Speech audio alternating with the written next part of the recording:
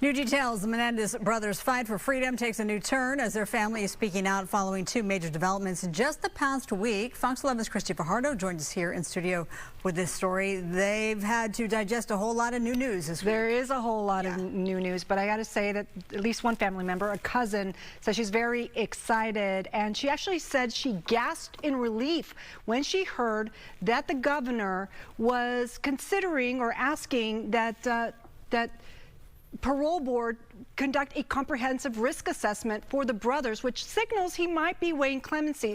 The two brothers are currently serving a life sentence without the possibility of parole for the 1989 murders of their parents, Kitty and Jose Menendez, in Beverly Hills. Lyle Menendez was 21 at the time of the murders, and his brother Erik was 18.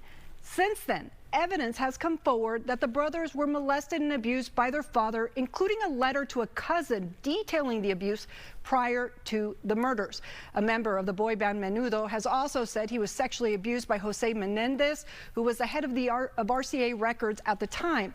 Governor Newsom said yesterday on his new podcast that there is no guarantee of the outcome and that his office consistently conducts dozens of clemency reviews. After the risk assessment investigation, if the governor supports their release, the case will then go to the parole board, which will consider whether the prisoners pose a reasonable risk to the public, past criminal history, behavior while incarcerated, and other factors.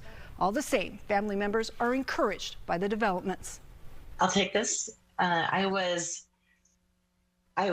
thrilled. First of all, I had a meeting with some of the members of the governor's office on Monday, where I was told, and it was thrilling. Although it was the beginning of the meeting was, we're not granting clemency, so keep your expectations in check. I was like, okay, but we are taking this step and we are providing risk assessment. And it was, there were definitely some caveats, like there are no guarantees.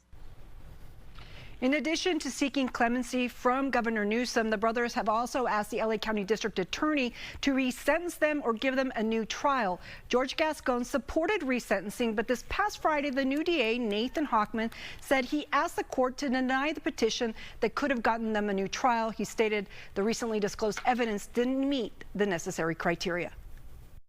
It felt extra hurtful because it was only a few weeks ago that dozens of us sat in his office and described to him the horror of being in this victim's family, with 35 years of being re-traumatized over and over and over. My 85-year-old mother with cancer sitting 10 feet away from him, literally sobbing in front of him.